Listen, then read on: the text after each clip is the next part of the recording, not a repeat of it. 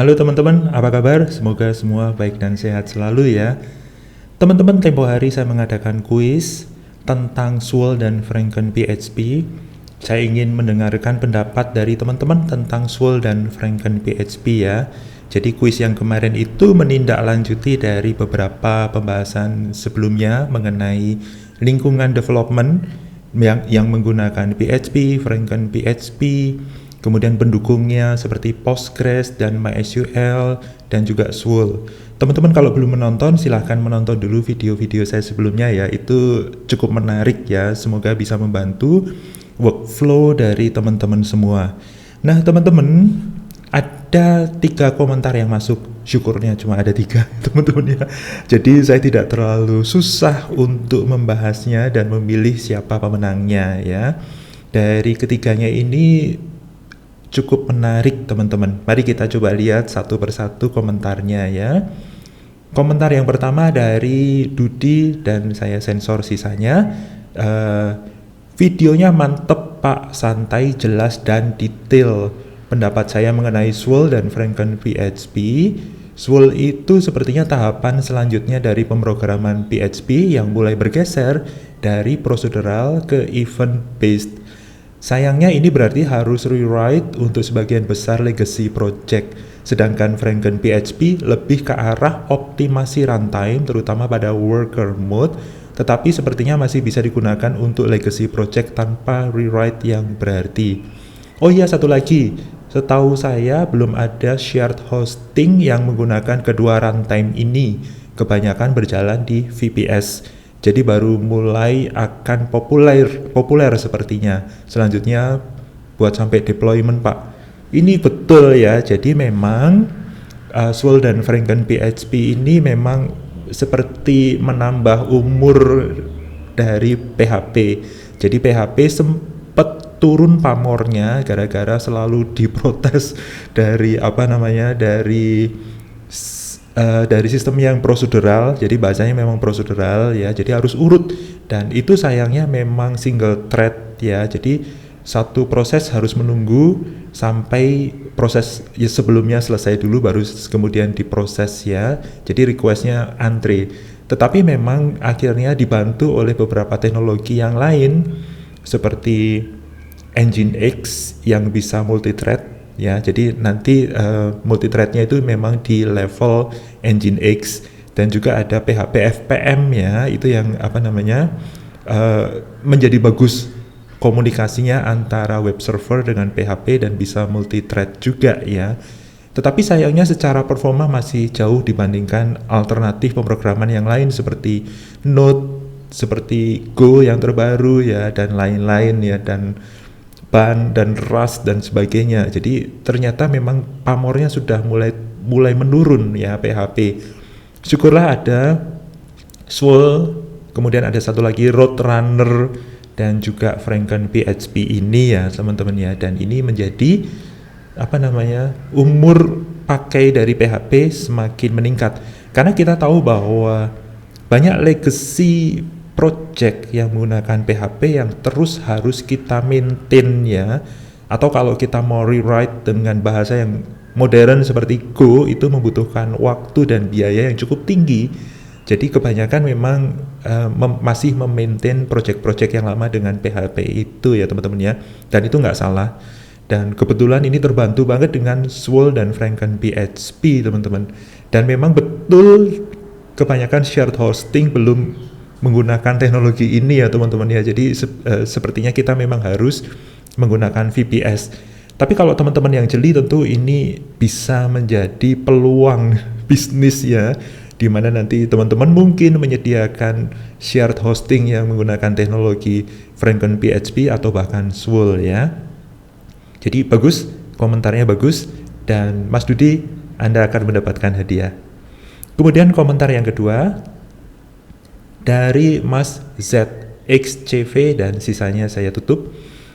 Swirl settingnya ribet, jadi agak susah untuk diimplementasikan ke project custom. Enakan Franken PHP karena lebih simple dan nggak banyak yang perlu diubah dari kode kita, nggak kayak Swirl.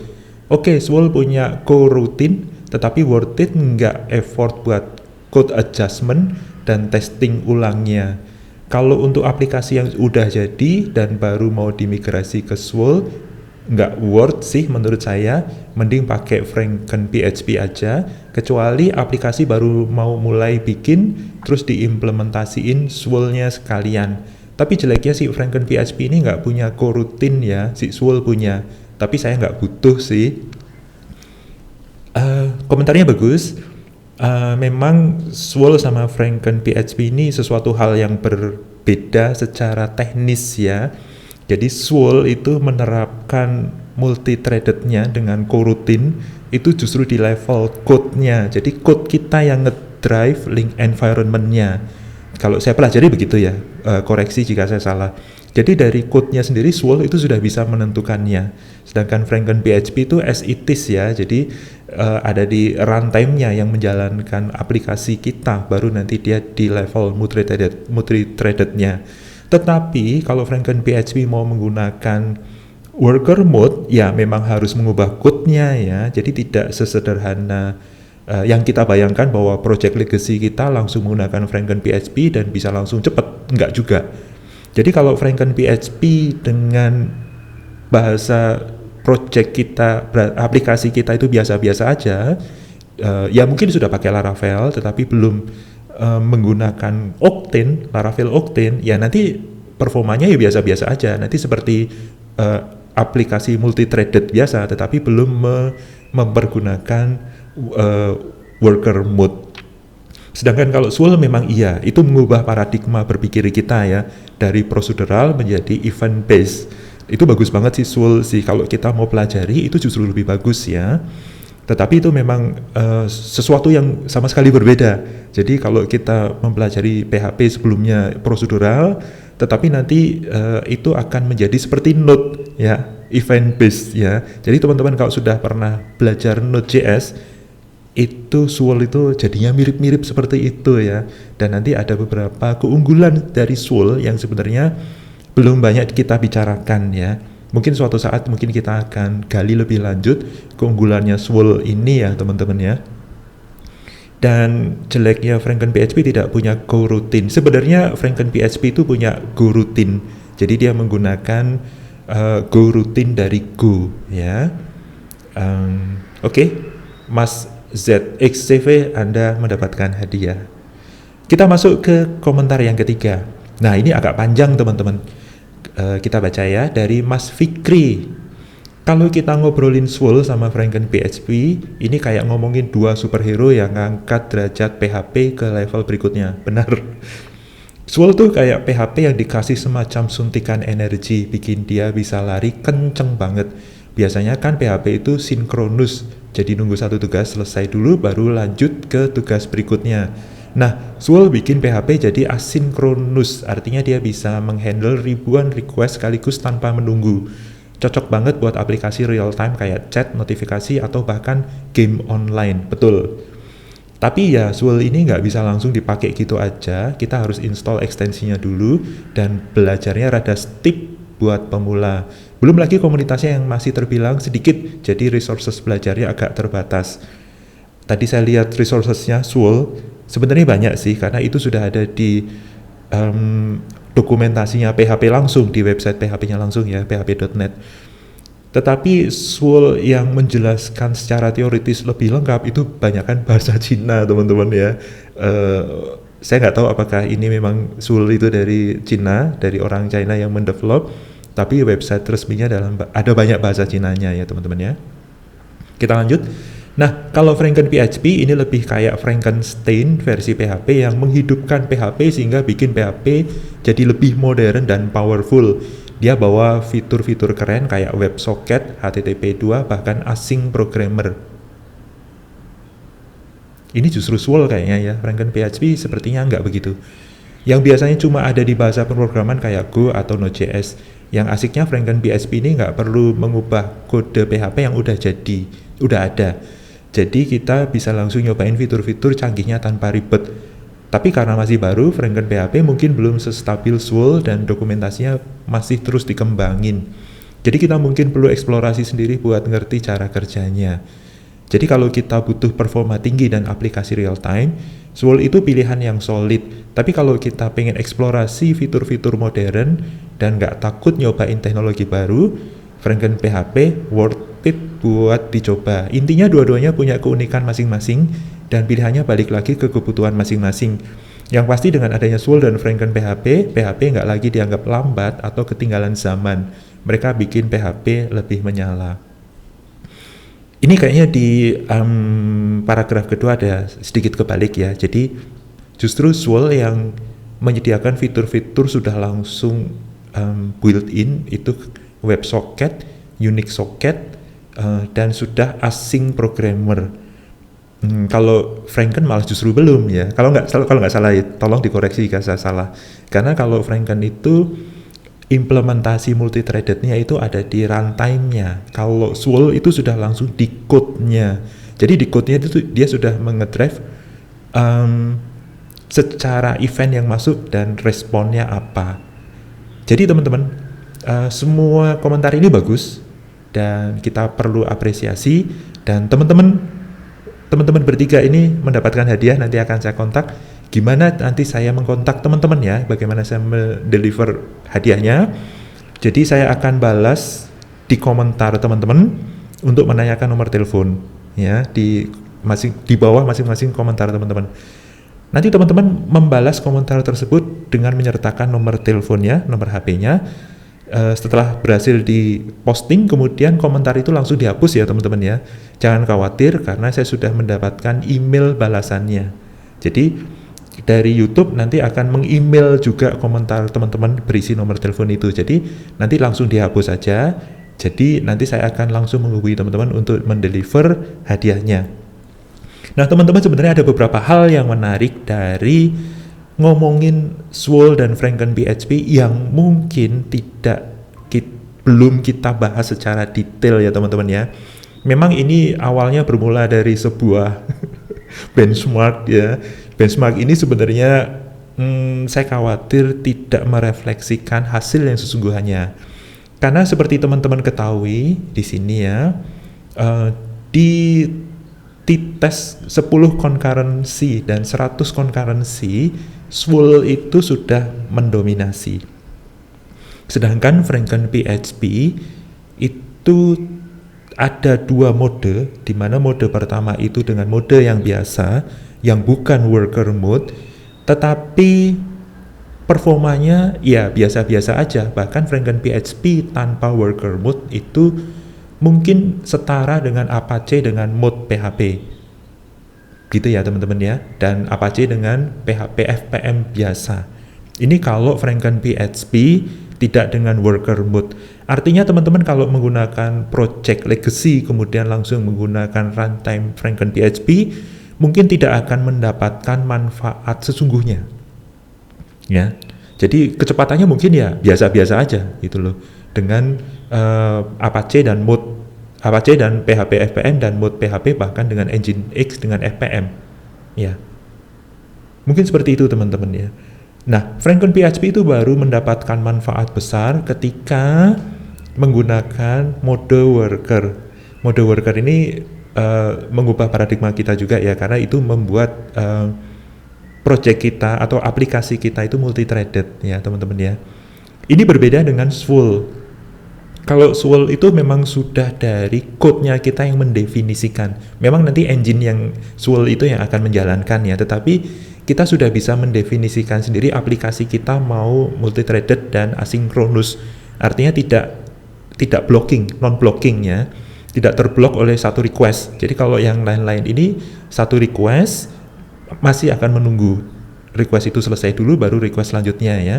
Nah, jadi Franken PHP yang mode biasa itu cuma multi-threadednya di level belum advance banget ya.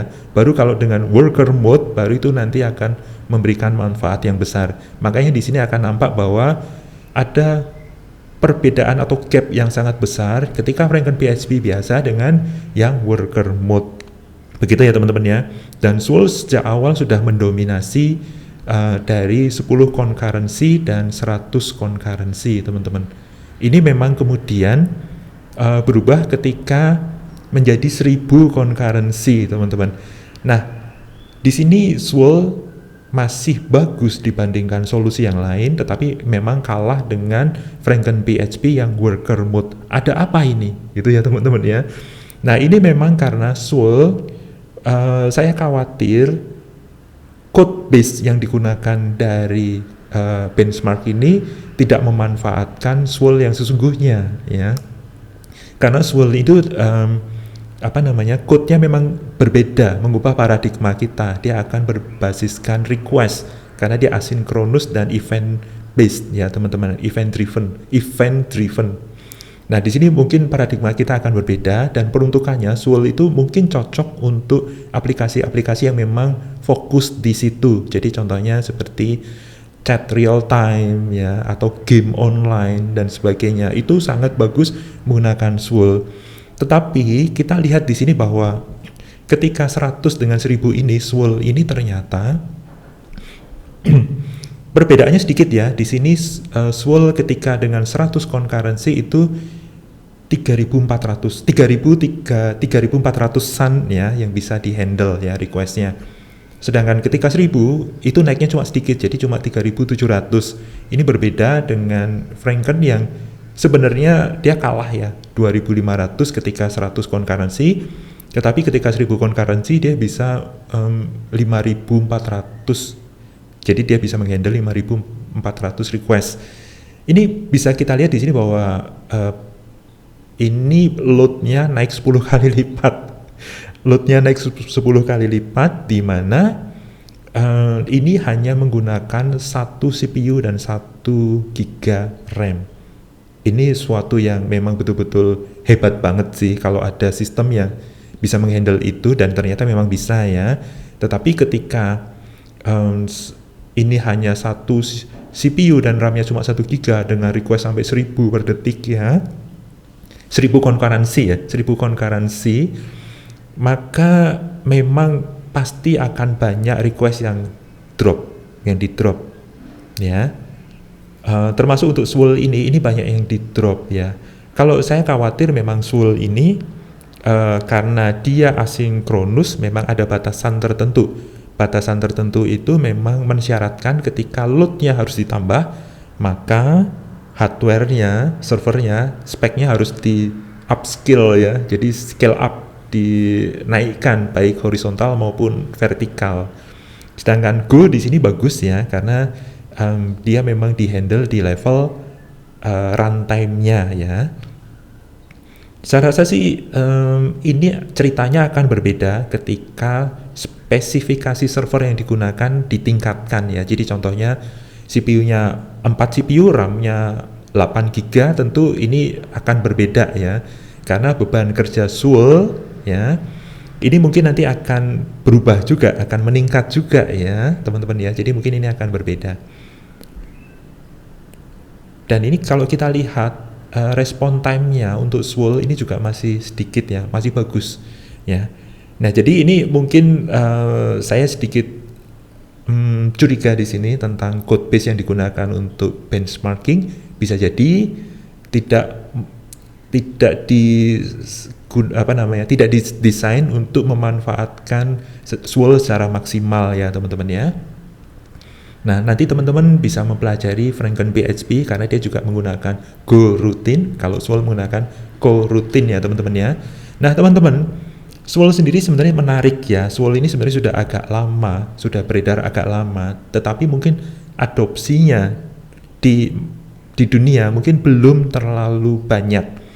Sebenarnya bukan terlalu banyak itu bukan karena ini jelek ya. Ini bagus banget, Swirl ini bagus banget. Tetapi memang ada rejection juga. Rejection itu dari sisi teknis, itu mungkin karena ini mengubah paradigma. Jadi teman-teman kalau biasa memprogram PHP dengan prosedural, ini akan berubah dengan asinkronus ya teman-teman ya, event driven. Nah, ini agak sedikit berbeda. Dan tentu harus menulis ulang dari code base. Kalau teman-teman menggunakan project PHP yang sebelumnya tentu harus berubah banyak ya kalau kita menggunakan Swirl. Itu kalau secara teknis ya teman-teman ya. Tetapi secara non teknis saya temukan itu Swirl ini di fork itu apa ya, dicabang ya, dicabang menjadi OpenSWOL. Jadi OpenSWOL ini yang lebih populer sekarang ya, belakangan ini lebih populer daripada SWOL.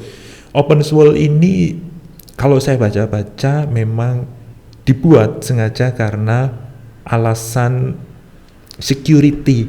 Kalau tempo hari saya mengatakan bahwa ini masalah security yang saya nggak tahu masalahnya, tetapi belakangan saya berusaha menyimpulkan ya, ternyata memang ini masalah politis juga teman-teman.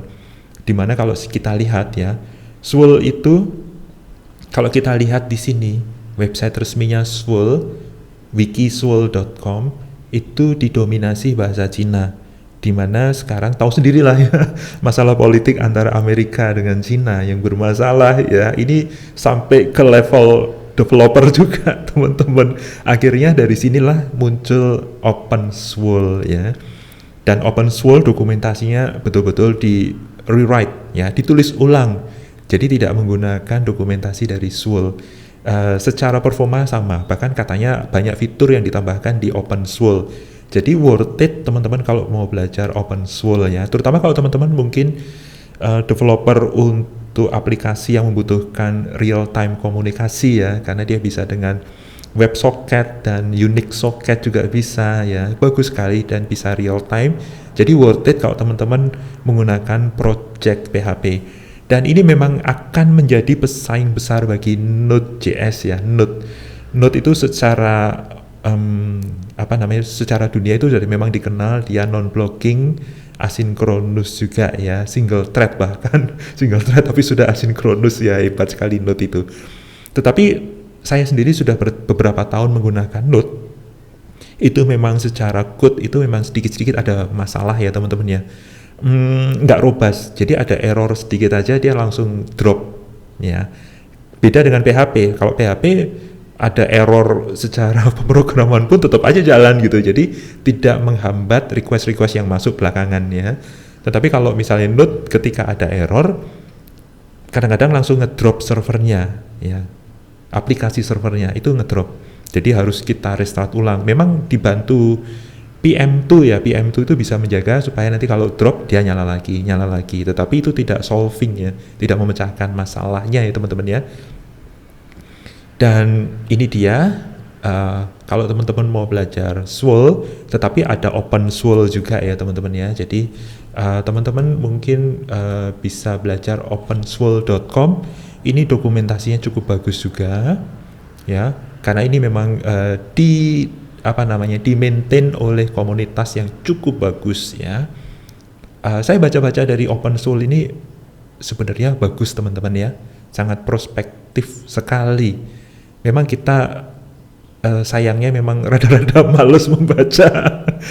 Jadi peluang juga bagi vlogger-vlogger kayak saya ini untuk membahas teknologi seperti ini ya teman-teman ya. Jadi teman-teman kalau tertarik, mungkin tuliskan komentar juga di video ini ya, kalau tertarik dengan SWOL dan OpenSWOL ya, mungkin kita akan bahas lebih detail ya teman-teman ya. Karena ini sebenarnya bagus banget teknologinya ya, paradigmanya berubah, tetapi tetap menggunakan bahasa PHP yang sudah kita pelajari bertahun-tahun dan kita sudah menggantungkan hidup kita dengan PHP. Tapi jujur kalau dari pengalaman saya dengan Node, memang Node agak sedikit mengecewakan teman-teman ya. Oke teman-teman, sepertinya videonya seperti ini aja dulu. Saya menunggu komentar juga dari teman-teman, siapa tahu nanti ada ide untuk video-video selanjutnya ya teman-teman ya. Jangan lupa nanti teman-teman yang menang, 3 pemenang ini, saya akan langsung kasih komentar di bagian bawah komentar teman-teman ya. Dan teman-teman, terima kasih. Jangan lupa klik tombol like kalau teman-teman suka. Kalau belum, subscribe ya, karena saya lihat ternyata 90% dari pengunjung channel saya itu belum subscribe. Jadi subscribe ya teman-teman ya, dan jangan lupa share juga ke teman-teman yang lain, siapa tahu mereka membutuhkannya. Dan quiz ini disponsori oleh Senara Cafe and Coworking Space. Terima kasih teman-teman, sampai jumpa lagi di video selanjutnya yang tidak kalah seru. Bye!